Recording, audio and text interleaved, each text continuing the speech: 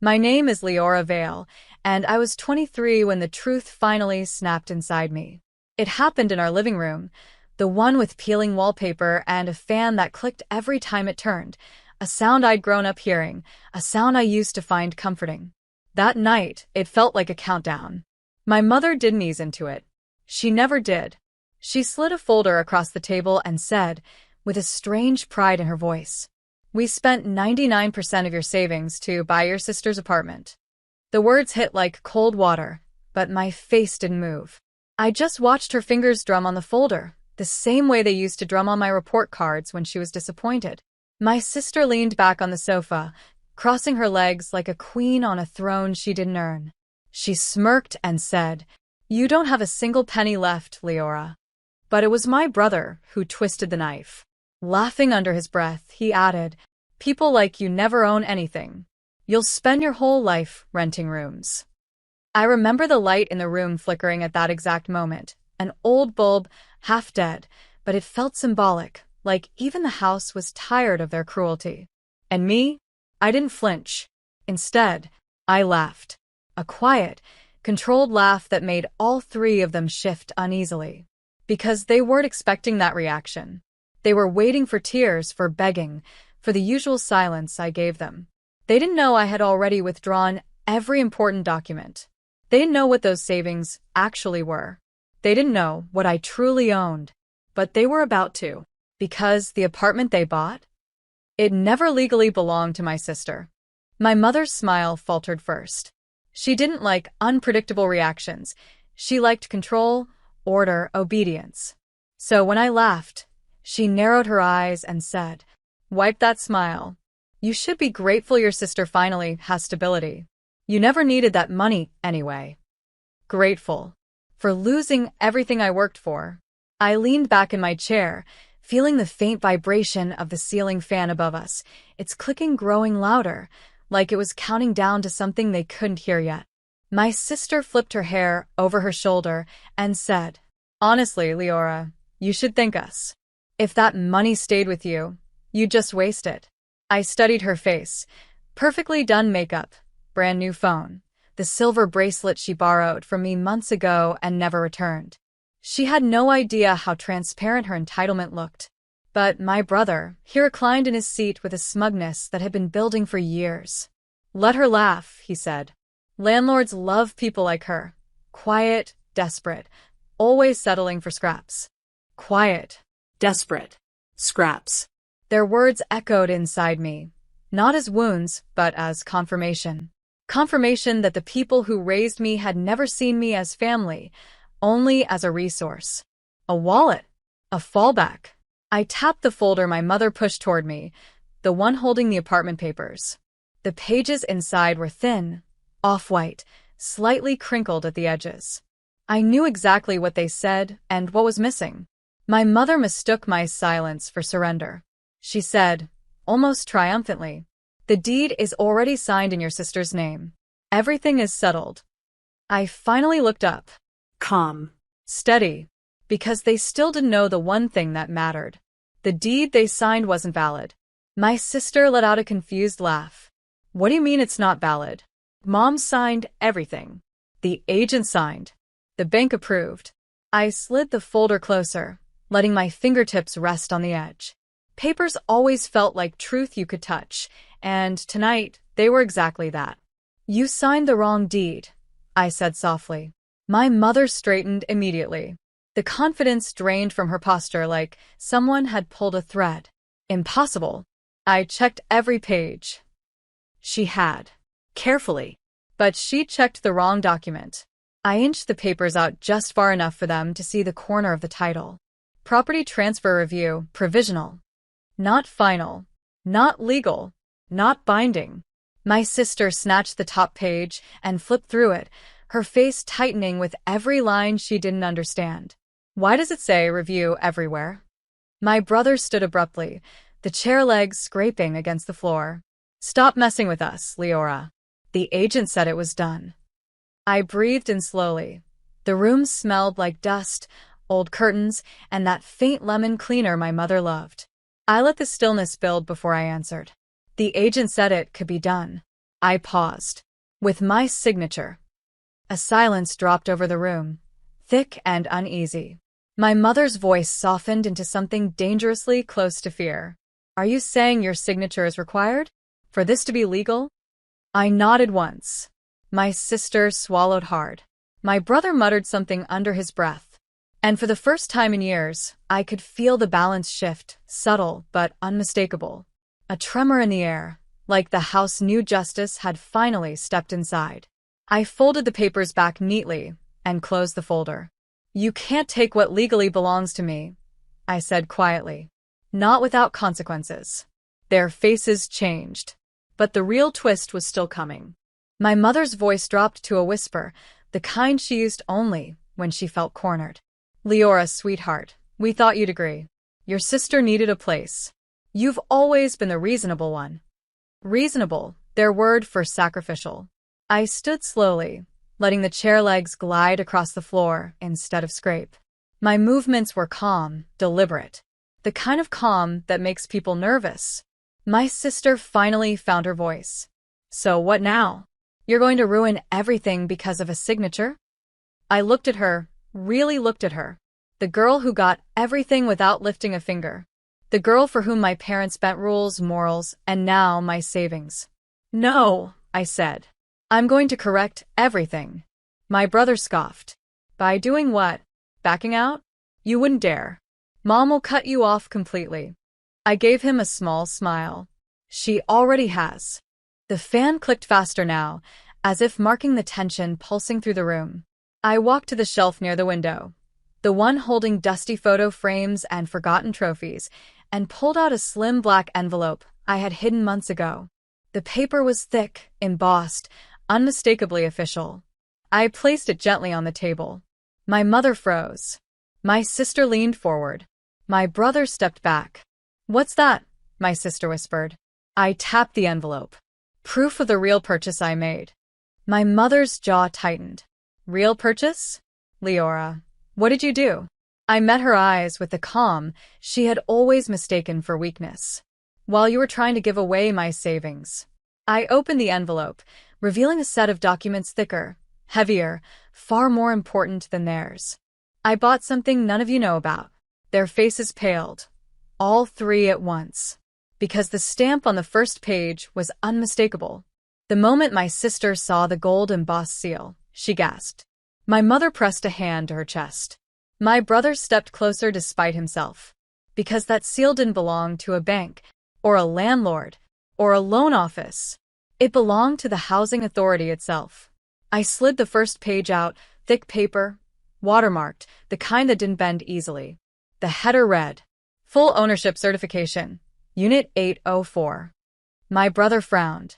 Unit 804? That's not the apartment we tried to buy. No, I said softly. It's the one directly above it. My sister's face flushed. You bought an apartment? With what money? I let out a slow exhale. The truth felt warm in my chest, a small flame I had been sheltering for months. With the savings you thought you stole. My mother shook her head, confused. But we checked your account. It was empty. I nodded. The public account was empty. Then I tapped the document. My actual savings? The ones I worked for? The ones I never told anyone about? Those were in a private investment account. My brother's arrogance cracked. You hid money from us? I tilted my head. You don't hide things from family. You protect them from thieves. A sharp silence cut through the room. My sister grabbed the papers with trembling fingers, flipping through line after line. This says you paid in full, and it's under your name alone. Yes. And it's already registered? Yes. My mother sank into her chair like the strength had been pulled out of her spine. But that wasn't even the part that rattled them most. I placed one more document on the table. The one they didn't see coming. Because Unit 804 wasn't just mine. It controlled something far bigger. My sister stared at the newest document as if it were written in a language she'd never seen. My brother leaned in first, squinting at the heading. Building access authorization? He blinked. My mother frowned. My sister's breath hitched. I sat back down, letting the moment settle like dust floating in a sunbeam. Unit 804, I said quietly, comes with tier-level ownership privileges. My mother shook her head. What privileges? I tapped the page. Control over the building's rental roster, maintenance approvals, and, most importantly, I paused, watching their expressions tighten. Veto power over new occupant registrations. My sister's lips parted. Wait, that means… My brother finished it for her, voice unsteady for the first time all evening. She can decide who gets approved to live in this building, including us. I didn't need to confirm it. The truth was right there in black ink. My mother clutched the table edge. Leora, your sister's application is pending, I said. Calm. Controlled. Pending my approval. My sister slammed her hand on the table, panic cracking through her voice. You wouldn't dare. I already told my friends I'm moving there. I already posted pictures. I raised an eyebrow. Of an apartment you don't legally own? Her mouth snapped shut. My brother stepped forward, anger and fear wrestling in his eyes. So, you're going to hold this over us? Is that your plan? I looked at him, and for the first time, he couldn't hold my gaze. No, I said softly. I'm going to let the truth do it for me. My sister swallowed hard. My mother whispered, What truth? I slid the last page from the envelope, the one they never imagined existed. Their faces drained instantly. Because this page didn't just expose what I owned, it exposed what they had done. My mother's fingers trembled as she reached for the final page, but I held it back for a moment, letting the weight of the air settle. Even the fan stopped clicking for a second, as if the whole house leaned in to listen. I laid the document flat on the table.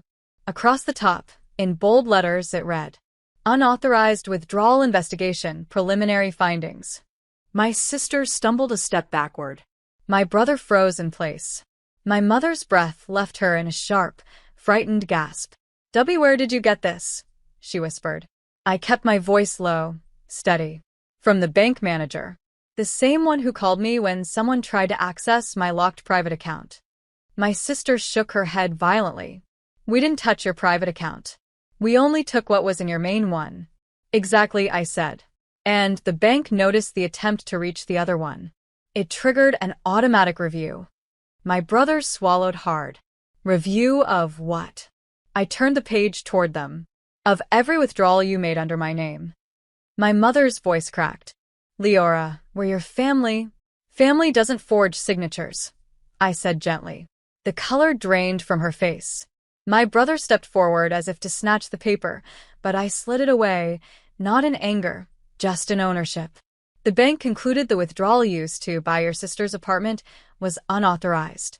Meaning, my sister's knees buckled onto the sofa. Meaning the transaction is frozen? I nodded. Pending my statement. My mother covered her mouth. My brother whispered something like a curse under his breath, but stopped himself. The room felt smaller now. Tighter. Like the walls themselves had turned to listen. I closed the envelope slowly. Tomorrow morning, the housing authority emails me the final decision. My sister's voice broke entirely. What decision? I looked at all three of them, calm, unshaken, finally in a place of quiet truth. Whether your apartment application gets rejected, I paused, or whether the investigation becomes official. Their world tilted. But my final choice? They didn't know it yet. That night, I didn't sleep. Not out of fear, but because for the first time in my life, I finally felt the weight lifting off my shoulders. I sat on the balcony of my small rented room, the cold air brushing my face, the city lights flickering beneath me like a quiet promise. You're almost free. By morning, my inbox held 2 emails. One from the housing authority, one from the bank's fraud department. I got dressed slowly, deliberately, the way people do when they know the day will change everything. When I walked into the living room, my family was already waiting. My mother's eyes were red, my brother restless, my sister shaking. My mother spoke first.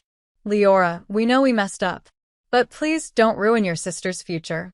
I studied her for a long moment. The woman who defended everyone but me. Who assumed my silence meant weakness. who thought I would break instead of bend. I finally sat across from them. I'm not here to ruin anyone, I said softly. I'm here to stop the ruining of me. My sister wiped her tears. So, what did the housing authority say? I opened the email on my phone and turned it toward them. Your application has been rejected. My brother cursed under his breath. My mother covered her mouth. My sister shook her head in disbelief. But there's more. I opened the second email. The fraudulent withdrawal case? They closed it. My mother blinked. Closed? Why? I looked at her, calm, steady, finally grounded in my own voice. Because I told them I wouldn't press charges. My sister broke into sobs, relief, fear, shame, all tangled. My brother stared at me like he was seeing a stranger. My mother whispered, Why show mercy after what we did? I stood, picking up my folder, mine fully mine, and slipped the documents inside. Because I'm done teaching you through pain, I said gently. Now I'm teaching you through consequences. I walked toward the door, pausing only once. When you try to take everything from me, I smiled softly. You helped me see what I already had. The morning light hit my face as I stepped outside, warm, clean, unclaimed. They took my savings. They took my trust. They even tried to take my future. But without knowing it, they taught me how to build one on my own.